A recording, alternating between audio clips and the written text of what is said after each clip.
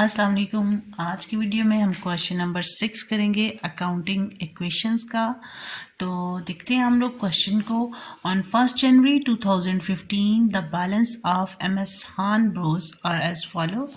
Assets हैं हमारे पास कैश, डेटर, स्टॉक, मशीनरी और इस साइड पे कैपिटल है। जैसा कि मैंने आपको इसके इंट्रोडक्शन के वीडियो में बताया था कि जो भी चीज़ें आपको गिवन होगी जब हम लोग कोई रनिंग बिजनेस परचेज करते हैं या फिर हमने ड्यूरिंग द ईयर किसी चीज़ को एनालिसिस करना होता है, तो हमारे पास ये सारी चीज़ें ऑलरेडी गिवन होती हैं। जैसे यहाँ पे कैश की अमाउंट है, डेटर्स हैं और फिर आपके पास गुड्स हैं, मशीनरी है और कैपिटल है। इन सब का जो टोटल है वो उसने कैपिटल की अमाउंट लिखी है 134,000।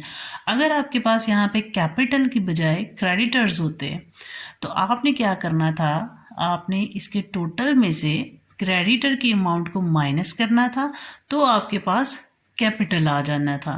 तो फिर हमने जब इसको अकाउंटिंग इक्वेशन में लिखना है वो फिर हम देखते हैं फिर हम उसे कैसे लिखेंगे। भी हम जस्ट क्वेश्चन रीड करते हैं।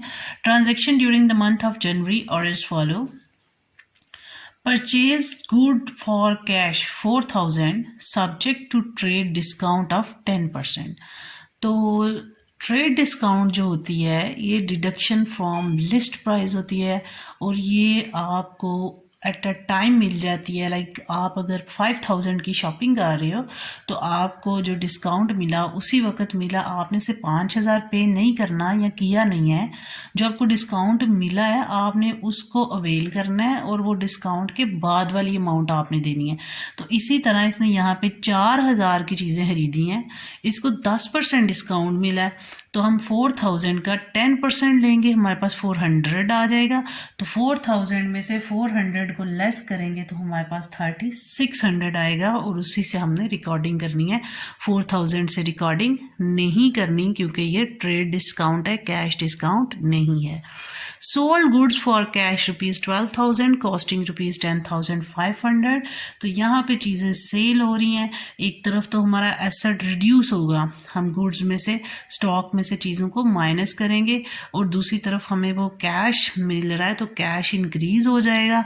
और कॉस्ट प्राइस से हमेशा गुड्स रिड्यूस होती हैं और जो कैश है वो हमारा ये इंक्रीज होगा। और इनका जो डिफरेंस है यानी हम प्रॉफिट हुआ है, हमने 10,500 वाली चीज़ें 12,000 में बेची हैं तो हमें प्रॉफिट हो गया और ये प्रॉफिट हमारा ऐड हो जाएगा कैपिटल में। फिर कहता है goods sold on credit ₹5,000 costing ₹4,000। अब वो चीज़ें बेच रहा है, उधार बेच रहा है, ऑन क्रेडिट बेसिस पे है। तो बेटा जब उधार बेचेगा तो आपके पास डेटर इंक्रीज हो जाएंगे।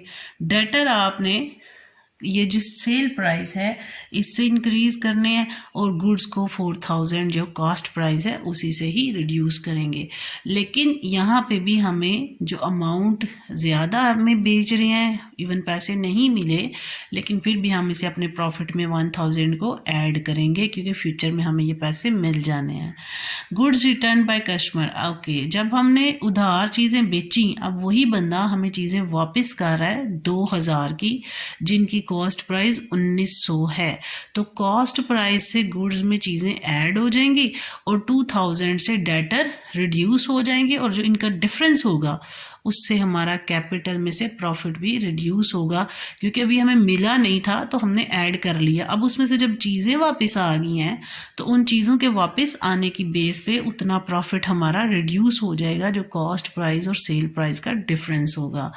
कैश रिसीव्ड फ्रॉम डेटर, तो डेटर में से 14,000 माइनस और कैश में ऐड हो जाएगा। इट्स मीन दोनों एसेट साइड पे इफेक्ट कर गए। डेप्रिसिएशन ऑन मशीनरी, मशीनरी जो डेप्रिसिएशन होती है बेटा ये आपका नॉन कैश एक्सपेंस होती है, ये पैसे हमने किसी को नहीं देने होते। इसमें ये होता है कि हमने जो एसेट खरीदा है उसकी जो लाइफ है, वर्किंग लाइफ है, अगर 10 ईयर है तो 10 ईयर तक हम लोग हर साल इसके एक अमाउंट जो हमने एक परसेंटेज रखी है कि इतने से इसकी वैल्यू रिड्यूस होती जानी है, उतनी अमाउंट हम साइड पे करते जाते हैं ताकि आने वाले 10 सालों में हमारे पास फिर उतने अमाउंट हो जाए कि हम दोबारा ये मशीनरी खरीद सकें। इसलिए हम इसे नॉन कैश एक्सपेंस बोलते हैं लेकिन हम इस अमाउंट से मशीनरी की वैल्यू को रिड्यूस करेंगे और कैपिटल को भी रिड्यूस करेंगे कि हमारा एसेट भी इतने से कम हो गया और सरमाए में भी इतनी कीमत उसकी कम हो गया है। तो हम क्वेश्चन स्टार्ट करते हैं। पहले हम लोग ये सारी चीज़ों को लिख लेंगे, एसेट्स वालों को एसेट साइड पे, कैपिटल को कैपिटल साइड पे। तो ये हमने फॉर्मेट बनाया हुआ है। हमें डेट गिवन है, हम डेट लिखेंगे 1 जनवरी, और ईयर हमें कौन सा गिवन है 2015। तो यहाँ पे हमने लिखना है cash plus goods plus debtors plus machinery.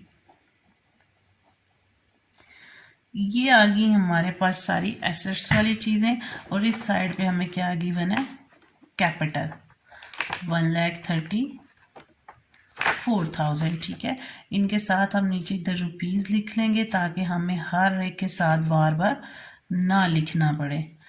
तो कैश की अमाउंट है हमारे पास 25,000, जो स्टॉक है वो 22,000, जो डेटर्स हैं वो 17,000, और जो मशीनरी है हमारे पास वो 70,000 की है।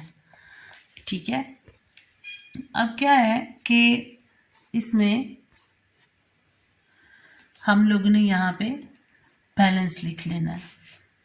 यहाँ पे लाइन लगाएंगे और ये सारी चीज़ें एज इट इज़ नीचे आ जाएंगी, क्योंकि हमने इसमें भी कुछ भी ऐड या माइनस नहीं किया है। तो यहाँ पे भी 134,000 एज इट इज़ आ गया। अब हमारी फर्स्ट ट्रांजैक्शन है जनवरी 1 में। तो यहाँ पे उसने कहा था purchase goods for cash 4,000 subject to trade discount 10%। तो 10% डिस्काउंट पे बेटा आपने, ट्रेड डिस्काउंट है आपकी, तो 10% जब आपने लेना है आपके पास क्या आ जाएगा, आप लोग देखो 4,000 का आप लोग जब 10% लोगे तो आपके पास 400 आता है। तो 4,000 में से 400 को लेस करेंगे, तो हमने चीज़ें खरीदी हैं और फॉर कैश, और हमारा कैश 3,600 से लेस हो जाएगा, और जो हमारी गुड्स हैं वो 3,600 से इंक्रीज हो जाएंगी। लेकिन हमारा लाइबिलिटी साइड पे, कैपिटल पे किसी किस्म का कोई इफेक्ट नहीं होगा। तो 22,000 प्लस 3,600 हमने किया तो हमारे पास 25,600 आ गया। कैश में से हमने लेस कर दिया तो हमारे पास 21,400 बैलेंस।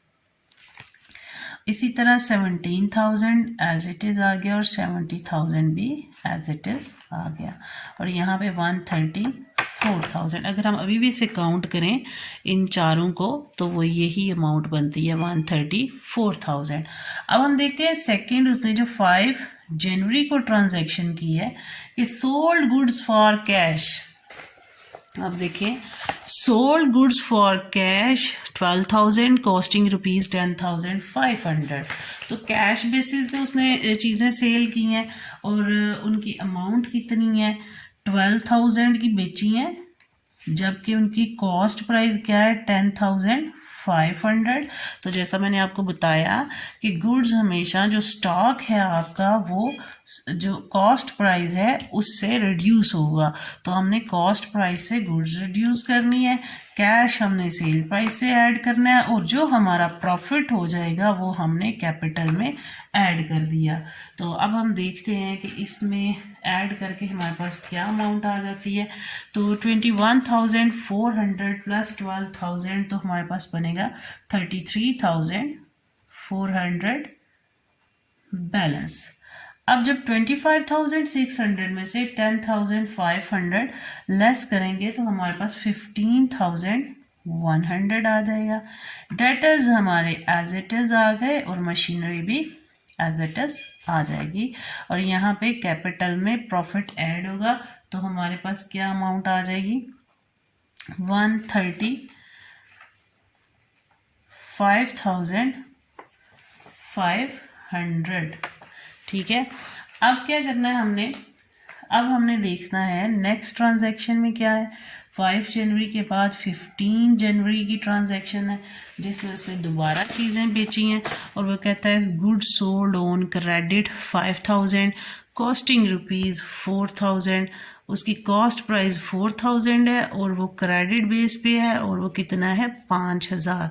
तो जब बेटा आप उधार चीज़ें बेच रहे होते हो तो आपके पास क्या इंक्रीज़ हो जाते हैं, डेटर्स इंक्रीज़ हो जाते हैं। तो कितने की आपने उधार चीज़ें बेची हैं, 5000 की, तो 5000 से डेटर इंक्रीज़ होंगे। गुड्स आपकी 4000 से रिड्यूस हो जाएंगी क्योंकि उनकी कॉस्ट प्राइस 4000 है। फिर हमें प्रॉफिट होगा तो 1000 हम इधर ऐड कर लेंगे। कैश हमें मिला नहीं इसलिए कैश पे कोई इफेक्ट नहीं होगा। बैलेंस हम लोग लिख लेंगे, बैलेंस हमारा 33,400 ही आ गया। 15,100 में से 4000 लेस हो गया, 11,100 आ गया। यहाँ पे 17,500 में से 5000 ऐड हुआ तो 22,000 आपके डेटर्स इंक्रीज हो गए और ये आपकी मशीनरी के अमाउंट यहाँ पे आपकी 136,500 आ गई। अब हम लोगों ने देखना है कि उसने नेक्स्ट ट्रांजैक्शन में क्या किया है। तो ये नेक्स्ट ट्रांजैक्शन में देखते हैं कि 18 को goods return by a customer 2000 costing rupees 1900। चीज़ें वापस आ गई हैं, ठीक है, 2000 की चीज़ें वापस आई हैं जिनकी कॉस्ट प्राइस 1900 है। तो ये कॉस्ट प्राइस 1900 है तो गुड्स में 1900 से अमाउंट ऐड हो जाएगी क्योंकि हम लोग जब कॉस्ट प्राइस से माइनस करते हैं तो उन चीज़ों ने जब वापस आना है तो वो कॉस्ट प्राइस से ही ऐड होंगी। तो अब क्या है कि इनकी जो कैश प्राइस थी वो 2000 थी जो हमने भी डेटर से रिसीव करनी थी, तो इसमें से हम लोग 2000 माइनस कर देंगे क्योंकि डेटर ने हमें ये चीज़ें वापस कर दी हैं तो हमारे डेटर्स उतने से रिड्यूस हो गए। अब देखिए जब हमने उधार चीज़ें बेची हैं तो हमने प्रॉफिट ऐड किया है, ठीक है, तब हमने प्रॉफिट ऐड किया है। अब जब वो चीज़ें वापस आ रही हैं तो इनके डिफरेंस से उतनी अमाउंट माइनस हो जाएगी क्योंकि उसने जब चीज़ें वापस भेजनी है तो अब वो प्रॉफिट तो उतना रिड्यूस हुआ ना, अब वो चीज़ प्रॉफिट तो नहीं रही। तो अब ये हमारी ट्रांजैक्शन भी हो गई। अब हम लोग इसका टोटल कर लेते हैं।